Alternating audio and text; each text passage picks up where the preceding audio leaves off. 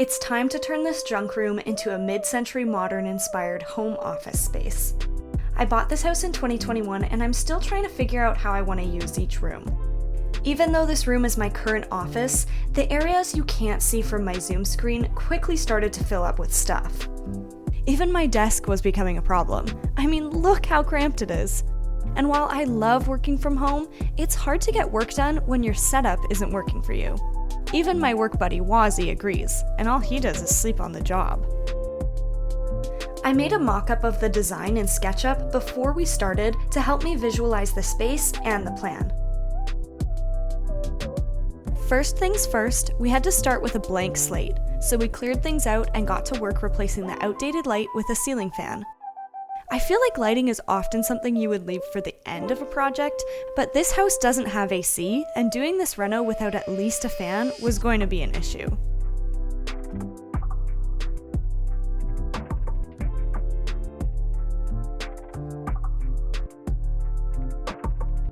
Once the ceiling fan was locked and loaded, it was time to tackle the baseboards.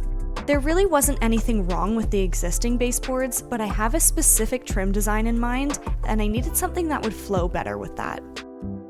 I know this isn't really in keeping with my grandpa's Akbano motto, which for the sake of this channel stands for any axe hole can buy a new one, but sometimes you have to bend the rules a little bit.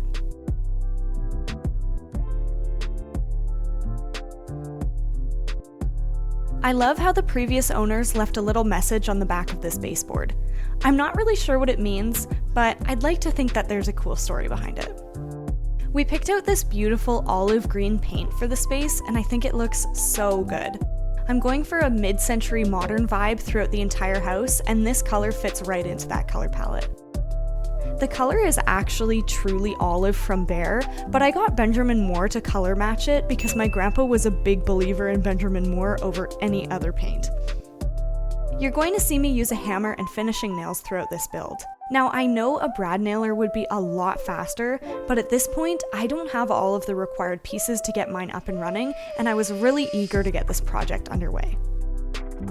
We went through some trial and error deciding on placement for the vertical trim pieces, but after a lot of math, we settled on 5 boards per wall, evenly spaced. We also made sure to dodge the studs when we put these trim pieces up, so they won't interfere when we go to attach the desk brackets to the wall. The level was a crucial tool throughout this project, and even though we had 2, I still managed to make some mistakes. Luckily, since I was only using nails and not construction adhesive, the boards are super easy to take off and readjust when needed.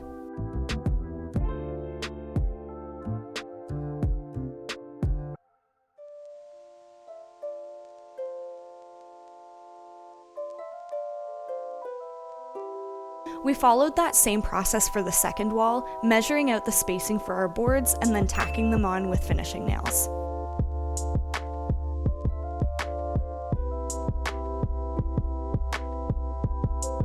Then it was time to attach the horizontal piece on top to finish it all off. Unfortunately, I forgot to measure twice, and I miscut the crossboard, but luckily that's going to be hidden by the cross piece on the adjacent wall, so we can just keep that between you and me. I must have really been having an out of sorts kind of day, because I made an even bigger mistake on the second wall.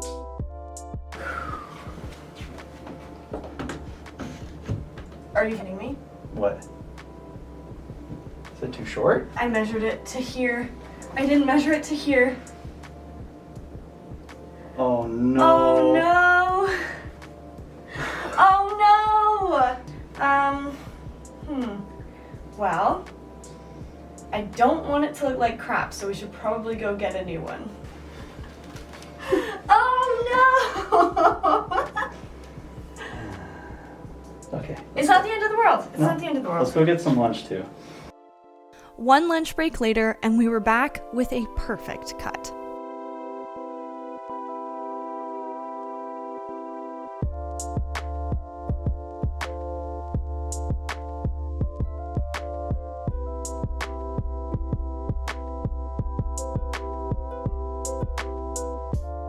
I'm not sure if you can tell, but I unknowingly cut the caulking tube way too wide, and I kept applying way too much caulk, only to end up wiping away 90% of it. Luckily, Josh was a pro at this, and he stepped in and got the job done lickety-split, and I took a back seat to sand everything down.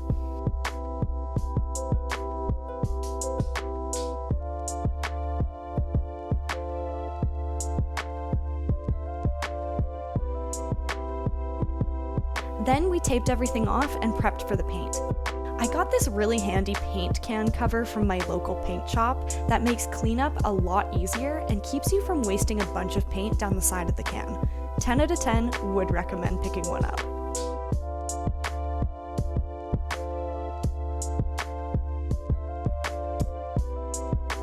In hindsight, I should have painted the wall before the trim went up because it was super difficult to keep things neat in the corners and get the coverage that I wanted. So if you're going to tackle a project like this, I would 100% recommend you learn from my mistakes, and I will definitely be taking this lesson into my future builds.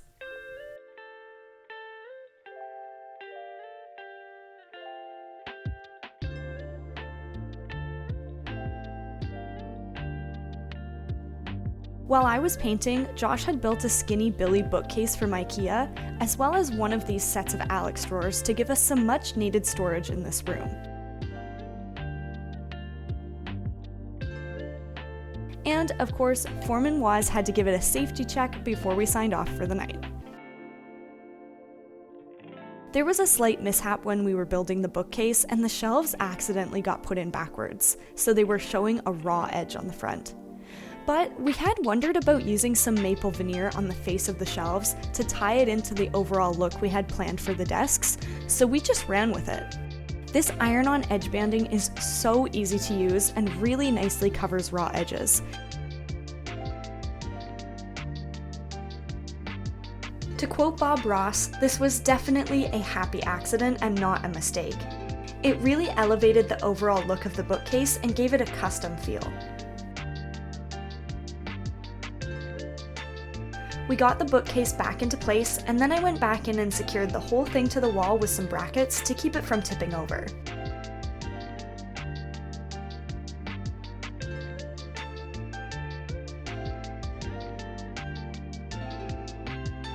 Next up were the desks. We were going for an L shape in this corner, and Josh actually already had a beautiful piece of maple that we incorporated into the build. Originally, we wanted to use butcher block for these desks, but that turned out to be pretty pricey, so we opted for this maple plywood instead. By using his existing piece, we were able to build the other desk and both shelves using only one sheet of plywood.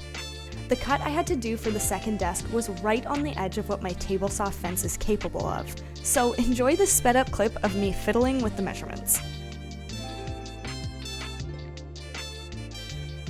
Once it was in place, I quickly checked square and we were ready to cut. I had Josh help me with this cut since we're trying to maneuver a 4-foot by 8-foot sheet of plywood, and I really was just not comfortable navigating that cut on my own. So I was responsible for keeping pressure against the fence while Josh navigated the wood through the table saw.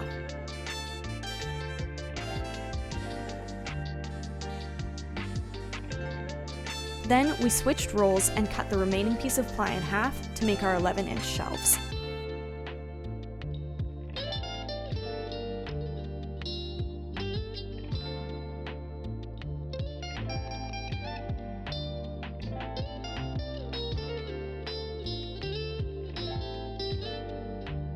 Both desks required a little bit of cross-cutting, so I set up a basic fence using a scrap piece of pine to help me guide the cut and keep everything nice and straight.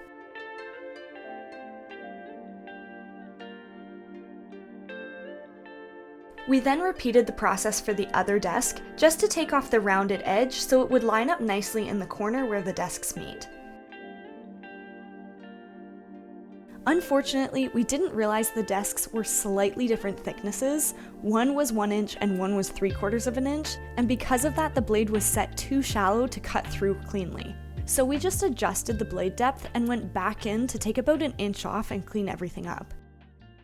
Then we got to sanding and finishing.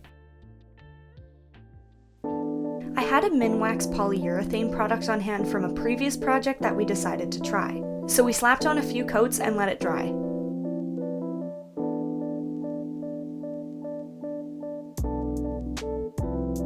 When we came back though, it looked horrible. It was super blotchy and just was not working for us, so we pulled the sander back out and tried again. This time we went out and bought the diamond wood finish from Varathane, and it looked so much better.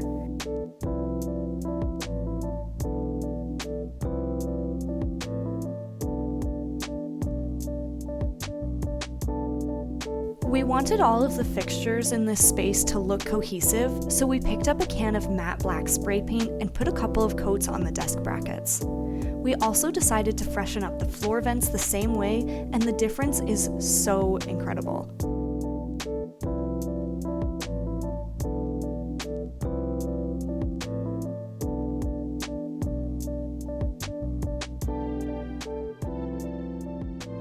Even though we didn't have any brackets set up yet for the desks, we decided to bring them in and dry fit them in the space. While we were at it, Wasabi violated the site safety rules and got himself stuck. Don't worry though, once I saved him, I gave him a very stern talking to. What do you think you're doing? Then it was on to the shelf brackets. Because of the way the holes were lined up on the brackets, we could only get 2 of the 4 screws into studs, and for the other 2, we used heavy-duty drywall anchors, so they're still plenty strong.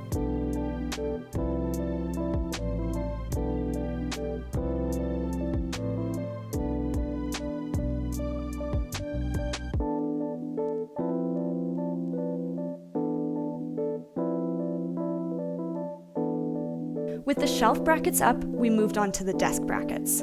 Since these are going to hold a lot of weight, we made sure that every single one went directly into studs.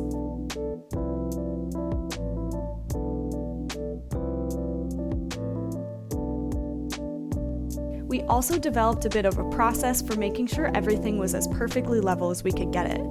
We would check level across the neighboring bracket and then use a second level to come in and check if it was plumb before we started adding any screws.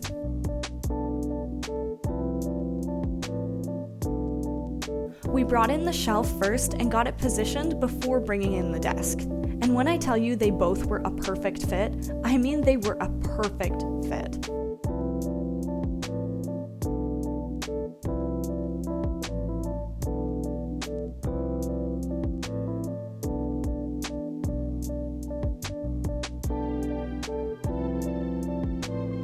All that was left was to attach the desk to the brackets underneath, and we were good to go.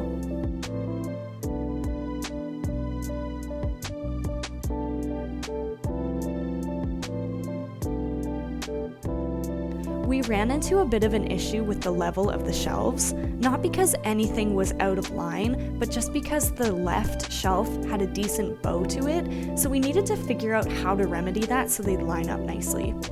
We ended up landing on using some flat brackets to attach the shelves together, and that, coupled with it being screwed to the shelf bracket itself, solved the problem. The last step here was to use some edge banding to cover all of the raw edges, and we were sitting pretty.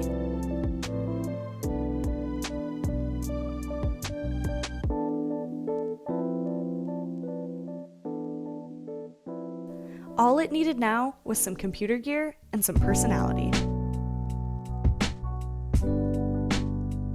I am so happy with how this renovation turned out, and it really goes to show that with a little effort and some imagination, you can take some pretty blah looking rooms and turn them into your dream space.